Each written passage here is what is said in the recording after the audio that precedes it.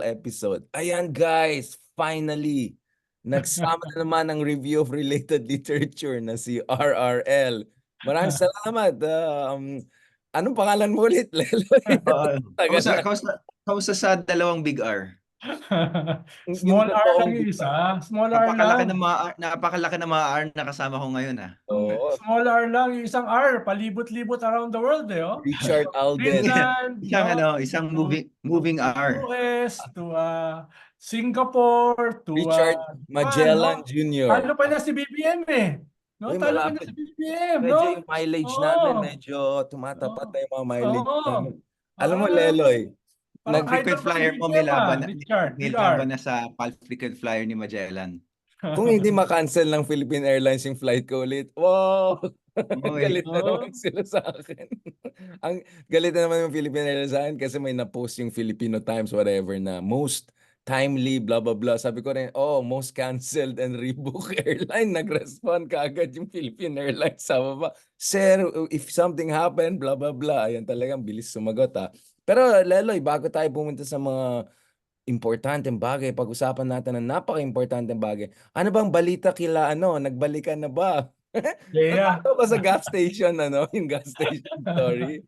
Napakinggan mo yan? Are you giving Hindi, laos ata ako. Ikaw magbalita sa akin. Ronald, pakibigay ng updates context sa ating kaibigan.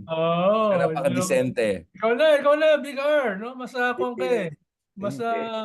Masa kabatch mo yung mga yan Ako naman kami, mga Thunders na kami, no? Ang mga kasabay ko, sila Charito Solis Ayan tayo Pero sir, mamaya ikaw na lang sa Itbulaga. Pag-usapan natin Itbulaga. Pero bakit Lele, hindi ba pinag-usapan ng mga Pinoy community dyan? Dami nagbe-break up ng mga artista. Kasi ang laking issue ng isang month, yung isa daw may gas station na nasa pangalan ng politiko daw. Lahat kinorek. Kaya ang pangalan ni Mark, si Mark Gamboa pumunta doon sa alleged gas station at ang picture niya, reward at every pump. Mga klase talaga. Mga klase. Kaya, ewan ko bro, baka may balita ka dyan. Ano mo dyan? Nagbe-break up kasi rito, Leloy, hindi lang ang unit team. Oo. No? Pati mga artista nagbe-break up dito, no? Buti na lang ako, wala akong i-break. Ayan na naman tayo. Ronald, erase muna natin. Si Chris, si Richard. Unbreakable ka ba, Ronald? Wala ako. Single blessedness. Ayan. Si Ronald, single by choice. Single blessedness, no? Ikaw ba, Leloy? Sino ba ka-date mo? Pero blessed ba, Ronald? Ano ka ba, Ronald? Dahil sumasamba ako kay Kibuloy kaya blessed ako Ayan na naman tayo. Uy, next episode ba si Kibs? Pag FBI na yung topic. Pero dito muna tayo. No, seriously, Lelo, ikaw nga mas baduy sa akin. Dami mo alam sa mga geologs na stuff. Uy, kahapon. 2 days ago, naglabas geologs class ko ngayon Narinig mo ngayon, Leloy, Big R? Nagsalita si Vice President Sara Duterte. Kinonsolidate niya in one paragraph lahat ng banat sa kanya. May conspiracy daw. No? Black propaganda, conspiracy para QAnon. Conspiracy para siya ay durugin. No? Pero yung mukha nag-trigger, yung chismis sa kanilang mag-asawa. So bati sila. Lahat na talaga na unity na lahat. Hiwalay na sila. Tapos may kanya-kanya sila partner. Yun yung trigger. Pati ba naman yun? No? Ginagamit laban sa kanya. No? Ikaw pa naman, Ronald, bakit mo mention mga bagay? Alam mo naman, napaka-respeto natin sa ating mga business. Sabi mo kay Mark, pumunta siya sa ibang gas station naman. Ayan ka na naman. Ibang gas station na naman to. Alam mo ba yun? Ayan ka na naman, Ronald. Mapamat tayo. I-delete na natin to. Bakit laging gas station yung binibigay sa mga lovers? Yan ba ang postmodern na mga regalo? Ang gusto ko, Tesla Battery Factory. Ganyan level para walang guilt. Wala ngayon puro mga gasolinahan ang binibigay daw. No? Kaya Big R. Leloy, ang dami mo i-catch up pagbalik sa Pilipinas. Big R. Dami nag-break up. Pero wait sa Ronald di ba parang uso ngayon yung nakipag-friends sa ex? Di ba yung Uniteam, friends pa rin sila in a way. Like si tatay, nakipag-friendship pa rin kay BBM. I mean, come on, Oo. Ronald, let's be serious about it. Oo. Tagal tong drama ng unit team na to na it's Oo. looking ridiculous na, no? I mean, Oo. why? Ikaw, Lele, May what's tanong your ako. theory? May tanong ako. Bakit ba? Dahil ba meron pang chance na paalisin pa rin yung ICC or hindi tanggapin yung ICC? Yun ba yun? Sa Pilipinas, Leloy, lahat yan open-ended eh. Lahat dito is possible eh. Ayan na naman tayo, open-ended. Kaya, ha? Oo, ganyan eh. Kaya, ah, nakita mo naman si Digong, di ba? Nung binawi niya, no? Just a couple of weeks pagkatapos niyang durug-durugin, di ba? Si BBM, no? From coup to secession to Ronald, what destabilization. I've been Oh, saying, Ronald, di hindi pa ba? tapos to, matagal to. Oh, di ba? Oh. Tapos ngayon Disappointed pa, to si Ronald. Akala niya talaga tapos magkakaroon ngayon ng may mga culmination. sleepover. May mga sleepover, may mga exit Exit benefits, no? benefits, Oh, oh. doon sa Mukhang, ayun na naman tayo. Talagang, I don't know if Oo. our politics is imitating art or art is imitating our politics. It's Oh, crazy, isn't it? baka as farce. Sabi Yeah, nga ni Karl Marx. yeah. First as tragedy, then as Then as farce. Marites. Then as Marites. Pero alam niyo yung napansin ko about yung kay Duterte, yung pag-back off niya sa charter change issue. Yung initial speech niya na sobrang aggressive. Meron ng proviso doon for him changing his mind about the Constitution. Kasi napansin niyo ba, doon sa initial speech, he never mentioned 1987 Constitution. He actually said he was defending the 1935 Constitution. Napansin niyo ba yun? Pero noong January, ni-specify niya. The Na 87. 1987 Constitution Pero is yung a initial, yung beautiful. Yeah, yung initial, hindi initial yung mismo. pinaka-aggressive version Yeah, niya, yeah, yung yeah. yung prayer rally. Hmm. He actually said that he began by saying, dinabanan natin yung mga Kastila, tapos dinabanan natin yung mga Amerikano, tapos yung 1935 gumawa tayo ng constitution na napakaganda. Actually, it was a very weird speech because it was actually about in defense of a constitution that no longer obtained in the country. Napatay na. At Kasi At siyempre hindi Leloy. niya kaya i-mention yung EDSA Constitution na ayaw niya eh. Hindi, Constitutionally, ayaw niya pero i-defend eh. just a few weeks earlier, ang binabanggit niya was the EDSA Constitution. Kaya binanatan ko siya. Sila mag-ama. Siya at saka si Sara. They were praising the 87 Constitution. Ang tawag pa nila, maganda. Maganda. Kaya pala Ronald, kaya pala Oh. naging 35 dahil binanatan mo eh. Oo, binanatan ko. Sabi ko, salamat. No? Salamat, no? Nakailang tumbling na si Digong eh since nung naalala mo December 2021 nung tinawag niyang addict si BBM, 'di ba? Tapos after a few months in-endorse niya for president, no? Tapos a year after ay binanatan niya uli si BBM, no? Nag-threaten siya ng destab, no? Etc. Tapos a few months later, pinuri niya si BBM. Comfortable daw Disappointed siya. ka na naman, Ronald. Ganun. Kaya Tapos kailangan ng painkiller kasi 2 weeks tumbling siya ng later, tumbling. binanatan na niya. Tapos 2 weeks later, pinuri na naman niya. No? Alam mo, May sinabi Leloy, naman, may side effect naman talaga daw ang mga bagay-bagay. Fentanyl. May side Side effect, fentanyl. Pero tingin ko, Leloy, may nagba-backdoor. Ngayon, diretso sa Parang gas station sobra na naman naman si yan, BBM kung maniniwala siya diyan sa mga pinagsasabi ni Tigong, no? Pero hindi ko sasabihin, I won't say na it's beyond BBM na maniwala. Pero sobra na siyang bobo kung maniniwala siya.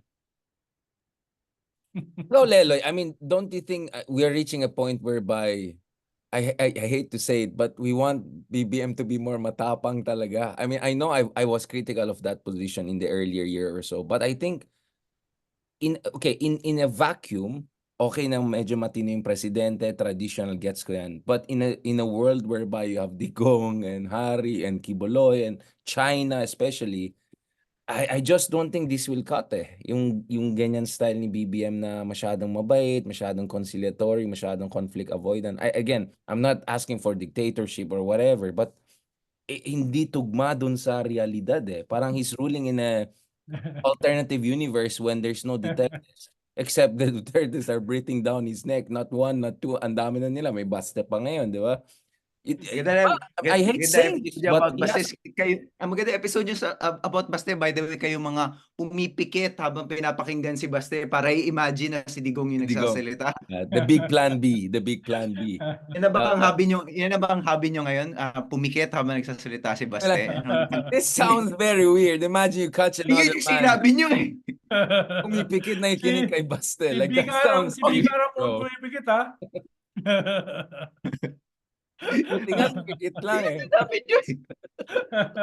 Ang creepy, bro. Why would I Para si do that? Digong na. Sinabi nyo. Yuck! Ikaw na lang pakinggan ko. Akala ko, Leloy, no? Diyan lang sa US ang mga QA nun. Akala ko diyan lang ang mga lunatic, no?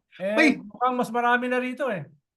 Uy, panoorin nyo yung may documentary sa HBO about QAnon na taga-estansya sila. Yung office ng QAnon nasa estansya ng QAnon conspiracy. So, it's just like yung ano, di ba, yung... Nandyan talaga yun. 8chan, di ba yung 8chan taga-QC? Yung 8chan, di ba bro, taga-QC sila. Oh, Remember yung 8chan na yung mga 8chan, pero yung QAnon nasa estansya, which was so ironic because Sa napakalapit Rappler sa opisina ni Maria Ressa. So si yung Nobel Rappler? Prize winner nasa isang floor, tapos si QAnon nasa isa pang Ano floor ng yin and estansya. yang, mag-yin and yang sila dyan. So meron talaga nun dito. Baka naman nakaibigan ni Inday Sara yung mga QAnon diyan. Baka nakita niyo kung nakita niyo yung VP sa estansya, alam niyo na yun. Pero I think Lagi pa nagsara na naman ako ron. Lagi pa naman ako ron. Sasabihin ko kay Maria Ressa, you're in good company. Oh. Is attracting the right club. Seryoso bro, sa Pero so sa tingin mo bumait na si BBM ng todo after yung hirit niya na nagfe-fentanyl si Duterte? Kasi yun na yung pinakamaangas niya, no? Meron pa ba siyang nasabing mas maangas pa apart from the fentanyl comment? Then wala, nag-travel na. Nag-Astoria, ano na siya, nag-Waldorf na siya after that. Alam mo Nakabalik naman na siya Australia twice in a few Twice. days. In a few days. Tapos palis na naman. Czech Republic, very important. Strategic partner. We really need them. They're gonna help us. Czech Republic, of course, di ba? Kasi Huawei yung gumawa ng... Germany, nagtatampo yung France eh. Hindi daw sila si Macron, di ba? I think Macron... Sila. Hindi, busy sila bro kasi Olympics. Hindi, tsaka magpapadala sila ng soldiers sa Ukraine. Ayun lang, busy si Macron pag-aaway kay Putin. But ito, going back to this. Hindi, Anglophile siya, so baka hindi siya mahilig sa mga French. Baka meron siyang British, No, but speaking of crazy and all, you're in the United States right now. And before we talk about Kibuloy's case dyan sa California, let's talk about the people there. Like, ito na, this is it. Trump and Biden again. Shucks, it's Trump and Biden again. I mean, this is it. It's now official. And all these FBI cases, wala, nothing worked. Ang mas malakas pa si Trump ngayon. 4 or 5 points ahead, bro. I was in Washington, D.C. Diba, nung isang week, we were openly discussing, kung ito na si Trump, ito nang gagawin natin, Talagang, it's like we're in that mode na eh. Preparation na talaga eh. Leloy, last time na nandiyan ako sa Berkeley, may tumatakbo ng mga nakahubad. Tapos yung hairdo, katulad ng hairdo ni Richard, ganyan, nakatayo. No, tapos wala pumapansin. Parang it's the most common natural thing sa Berkeley. People running naked. Hindi naman. Last time na rin ako may tumatakbo. Sabi ko, nasaan ako? Ronald, baka ibang Berkeley yan. Baka ibang Berkeley na naman napuntahan mo dyan. Kasama ko pa si Walden. Ayan. Huwag mo naman. Lumalabas yung mga ganyan pag andito si Walden. Feeling ko it had to do with Walden. Alam mo naman mga nangyayari sa kanya. No, seriously, Leloy. I mean, before talking about the US colony, talk about US itself. My goodness. I mean, this is crazy, right? I mean, nagpa-panic mode na ba or totally denied? Interesting yung sinabi mo kasi yun nga raw, most world leaders are assuming that it's going to be a Trump presidency or they're talking like it's a Trump presidency sa mga APEC. Sa APEC, for example, sa G8, in all places like that. Although, pag sinabi mo yan, it looks like there's an article sa New Yorker by Evan Osnos na kinocover niya the biography of Biden. For the longest time, di ba? He wrote kind of biography of Biden. Nagagalit daw ang White House every time ina-assume na talo na sila. Kasi ang assumption nila is pag hined-to-head mo na yung dalawa, magbabago na yung isip ng mga tao. In the lead up to the election, syempre hindi pinag-uusapan si Trump alongside Biden. Pinag-uusapan si Trump alongside whatever, Nikki Haley, and then pinag-uusapan yung individual popularity ni Biden, yung kanyang individual, yung kanyang performance sa economy. Pero pag hined to head mo na, magbabago daw yung isip ng mga tao dahil maaalala nila yung mga ginawa ni Trump.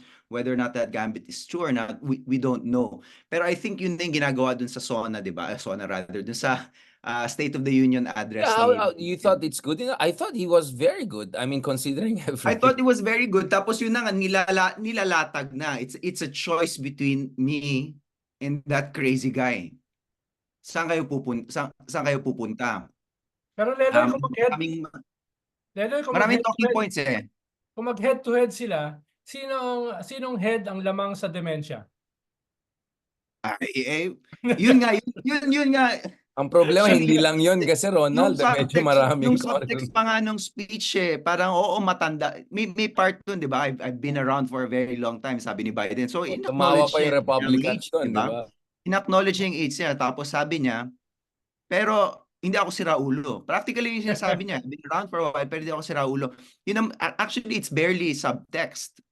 And then meron of course hints na he was trying to show again that he could reach across the aisle. For example, yung sinabi niya in front of Marjorie Taylor Greene na may pinatay because of an illegal, diba? Because of an illegal immigrant.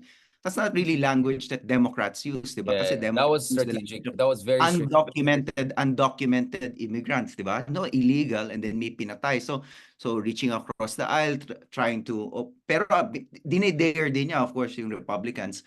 I thought it was a very strong speech, and then of course yung boses, lakas ng boses to kind of tell people na I'm still vigorous, I'm still healthy. Kung pinakinggan mo with earplugs, minsan tatanggalin mo yung earplugs eh. Kasi ang lakas sumisigaw He na was yung almost presidente. screaming into the microphone. Parang may pagka-screechy na siya at some point. Ikaw, Ronald, I mean, how did you appreciate it? Especially yung banter niya, no? Binabanter niya si QAnon. Favorite mo si Magaling. Marjorie Taylor Greene. Magaling. Pero the elephant in the room ay yung economy. Diba? Usually naman kasi walang natatalo incumbent kung maganda yung economy. Diba? Yun yung Well, except the people are not reading it the same way, right? The macro indicator, it's like parang Pilipinas ng US ngayon. Ang ganda ng GDP growth and all, pero no one is feeling it because inflation is high, student loan, interest rates are high. Di ba, Lelo, yan ang basa ko eh. Kaya nga sa youth, ang baba ng numbers ni Biden ngayon because the youth have been hurt very hard by the inflation, Tsaka, rising tsaka, cost of living, real estate. tsaka lately, sinuportahan ni Trump yung TikTok. Dahil alam niya, nagkiklik sa mga bata yun, no? Di ba? Dapat China, ibabalik. ostensibly anti-China daw siya, no? Yung kind of hypocrisy. Yun nga similar, I think kasi matagal yung bout of inflation. So kahit bumaba yung inflation rate, hindi pa rin bababa yung presyo. And it's really difficult. It's almost impossible to convince people na lower inflation doesn't mean bababa yung presyo. Hindi na talaga bababa yung presyo. 'Di ba? Kahit sa Pilipinas, 'di ba? Ang expectation ng mga tao, Bababa yung pagtaas. kailan Pagtaas. bababa yung presyo? Yung gas talaga pwede mababa kasi sobrang volatile ng gas eh. Pero yung inflation rate in many ways parang point of no return na yan eh. So pero try to convince people na maganda na hindi tumataas ang presyo ng bilihin as quickly. Napaka-nuanced ng position. Lalo na pag mabilis tumaas yung presyo for the past 2 years, hindi mo magagawa. Tapos yung mga tao gagawin nila, magpo-post sila ng mga presyo ng Jollibee from 1990 and then will mag-iisip parang kailan ba tayo makakabalik diyan? Hindi na tayo makakabalik diyan, unfortunately. So or maybe actually to my mind, fortunately, hindi na tayo makakabalik sa ganung klaseng presyo dahil kung bumalik tayo doon, we need to pay our laborers a lot more. Kailangan rin natin bawasan yung sahod. So hindi na talaga babalik doon. So nostalgia yung kalaban mo after a bout of 3 years of inflation. And I think it's the case for both the Philippines and the US.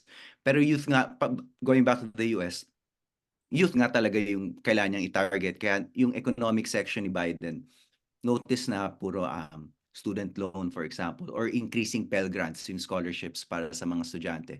So targeted sa youth. And then yung second part, medyo nagpapakute siya. Sinasabi niya yung Snickers bar na pareho yung presyo pero ang liit-liit na. So medyo mas universal yun. Pero yung early part was really about the youth. Pero employment numbers, okay, di ba? Okay nga yung actually, kahit sa atin nga, 'di ba, medyo okay nga yung employment numbers kahit Although tumaas ulit. Tumataas ulit. kahit tumaas ulit dahil tapos na yung Christmas season. Marami daw na-employ during Christmas season. Nabawasan yung mga bazaar, ganyan, tumaas ulit. Pero kahit tumaas ka ng konti, nasa ano yung 4.3 ba yon sa Pilipinas? Medyo okay pa rin. Year to year, Almost medyo okay pa rin yung almost Pilipinas. 5. No? Almost 5. Tapos yung FDI mo lumalabas. No? Mm. 30%. And then and then sa Pilipinas, so medyo similar nga. And then sa Pilipinas, meron talagang expectation na later in the year, second half of the year, medyo aarangkada yung economy kasi baka i-rate cut ka na ni BSP. Although, kailan mangyayari yun? Siyempre, i-delay ng BSP yan dahil ang BSP natin pinaka-conservative sa buong Asia. I-delay yun. Pero by the second half of the year, may expectation na Hopefully, yeah. arangkada ulit. Yeah. I mean, we want to have a special episode na more on the economics and all. Balikan natin ulit yun kasi favorite topics natin because as we speak, a big American trade delegation is coming to the Philippines, first of its kind. So pag-usapan natin This separate Tuesday. episode.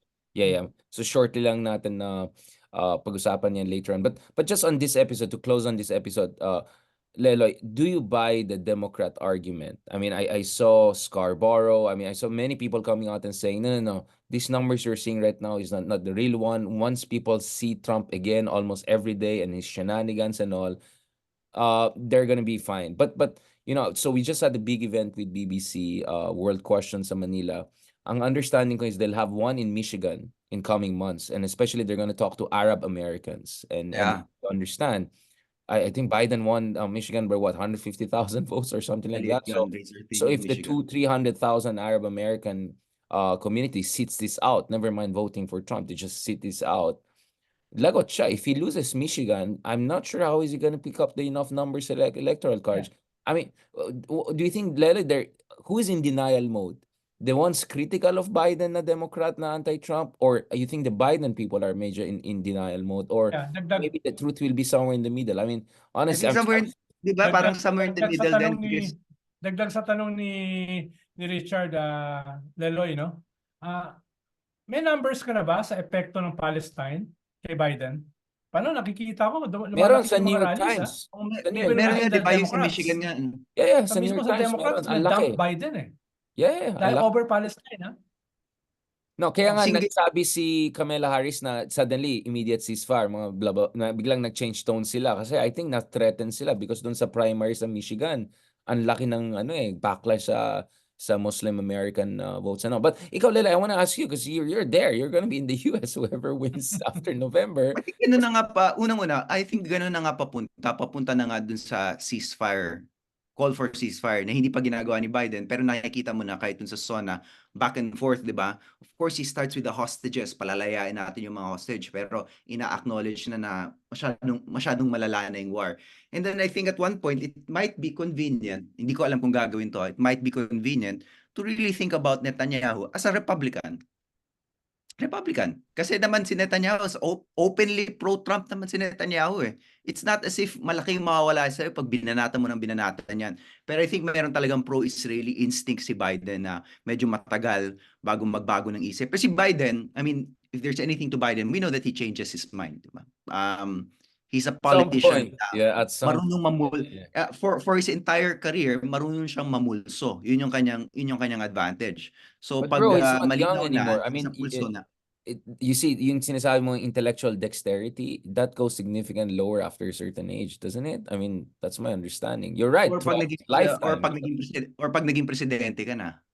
I wonder. I don't know. Yun nga eh. Iba eh. But remember, meron siyang sense of entitlement eh. But remember, meron siyang sense of entitlement eh. Kasi sabi niya kay Evan Osnos, actually, yung pinaka nakakatakot na line ni Biden sa interview niya with Evan Osnos is something like, I deserve this. Parang pinagtrabahuan ko to. Which other Democrat would you expect to not run again? Parang yung sinabi niya. Yun yung nakakatakot doon. But back to the question of in denial, maraming Democrats sasabihin nila the polls can be wrong. And indeed, yung polling naman talaga ng US has not been as good as yung polling ng SWS or ng Pulse Asia, di ba? Hindi na predictor ang polling Google sa US. Trends. Google Trends. Well, hindi na predictor. Baka sila yung kailangan mag-Google Trends kasi hindi na predictor yung mga survey Lapit na nila. mag-Google Trends yung Democrats. Baka malapit ratings na are. mag-Google Trends dito sa US kasi hindi na as clear yung predictor. Pero so hindi ko alam, somewhere in the middle. And then, I don't know kasi ako man personally, I haven't been paying attention to Trump, pero when you pay attention to Trump, again, you realize that he's really moved towards the right. Ibang level yung kanyang endorsement of white supremacy recently. Like yung sa mga rally niya na magpe-play siya ng mga video ng mga insurrectionists or yung mga insurrectionists na sa kulungan kumakanta ng national anthem tapos play sa rally. Talagang he's really embraced yung kanyang insurrectionist Alt-right na far talaga, right. no? Far right. This is worse than yung earlier version ni Trump. So ewan ko kung makita yung mga tao, matakot sila. Kasi ako, hindi ko siya pinapansin. Pero nung pinansin ko ulit, talagang nakakatakot So, talaga. so letter F na ito. So F level na ito. FF na to. Si Ronald, di ba? Pero For Walden, siguro. ang conclusion mo dito, close race. Yeah. Diba? I Doon think sa nakita nobody kong will survey, say na Leloy, ang lamang lang ni Trump is 1.5 eh. Ibig sabihin, hindi mga yan within, malayo. mga within the margin lahat, di ba? Tapos survey pen, tapos marami pang oras. Pero ang conclusion mo dito, close race. Every US presidential election, given yung divisions of society, is a close race. So And then, of imagine course, Trump getting, what, 85, 90 million votes? I mean, that would be crazy for someone who has all of, right? I mean, even if he loses, he might get more than, what, 80 million votes, right? I mean, Nung natalo siya, he got more votes than Obama. No? exactly. I mean, Nung natalo it's siya. crazy, right? Pero Leloy, sabi mo nga, it's mas nagsiswing siya sa right. Pero may calculation yun eh. Sa kanilang data analytics, no? Doon siya mananalo eh. No? Hindi siya... Na consolidate niya yung base niya. Base consolidation move. And then, sumagap ng mga Latino voters. So, I mean, interesting. Like, mataas niya sa Latino, Mataas si Trump sa Latino. Traditionally, mataas siya sa Latino. And of course, let's not forget that Trump is really, I think, the president who turned Florida red. Kasi purple state naman yung Florida before, but after Trump, naging red na talaga. Naging, in fact, a kind of, well, DeSantis also, but it's a kind of haven now for a certain kind of right-wing politics. Pero even sa blacks, meron siyang 30 to 35%. Yeah, especially yung youth blacks, na blacks, African Americans, the youth. Hindi siya ganun ka-insignificant, ha? Kasi daming dismayado kay Biden eh. And remember, the African American community was hurt most by inflation. Kasi diba, the more economically vulnerable, homelessness, the more you're opioid I mean, epidemic. I was just in Washington, D.C., no? Doon malapit papunta sa Capitol, sa Pennsylvania Avenue. Ang daming, I mean, we know that D.C. was crazy 20 years ago, pero bumalik yung mga homelessness and all, even sa Washington, D.C. It's looking like San Francisco, bisitahin mo ako dito, pahihitangan kita ng Yes, homeless. I know in San Francisco, grabe bro. dyan sa lugar ni Leloy. I know, it's crazy. Pero yung Washington, D.C., seat of power, andun yung Capitol, tas andun yung mga tao sa... I mean, wow, man, this is... I mean, propaganda point yan, di ba? Ang dami mga na-comment, post ako. Saka yung looting. Grabe. This is really not good. This is really not good. Kaya nga, the optics are not really good and all. So, Leloy, speaking of the Filipino-American community, you think they're gonna go Latino and a little bit more Trump? Maybe 40, 60 time? Di ba closest naman talaga sa Asian American communities to the Democrats, to the Republicans, Filipinos and Vietnamese. Hindi sila clear Democrats. So they're still primarily Democrats. But they're easy to swing to Republicans. Ang dami rin Pilipino diyan na Republican at saka pro-Trump because of the abortion issue. Yeah, kasi conservative Catholic pa rin tayo eh. So mga single issue voters. Yeah. And of course, 'di ba? I mean, I was just listening to a history of yung abortion movement. The anti-abortion in the US really started with the Catholics. In the 70s naman, 60s, wala naman pakialam ang evangelicals sa abortion eh. So, feeling nila sila yung OG anti-abortion. Yeah, well, speaking of religion, I think that's a perfect segue to our next episode. Pag-usapan natin, ano ba to? Sect ba ito? Religion ba ito? Of course, dahil sa California, ito na, there's a judge ruling dito sa warrant issue kay favorite, spiritual advisor mo ba yan, Ronald? Pag-usapan natin yan in the next Appointed, episode. appointed Ganda ng sana. ano mo, ganda ng segue mo. Talagang co-host na co-host ka. I was waiting for it. Sabi ko, paano kay transition kay Kiboloy itong Washington DC na discussion? Thank you very much, gentlemen. Fantastic to have you again. RRL.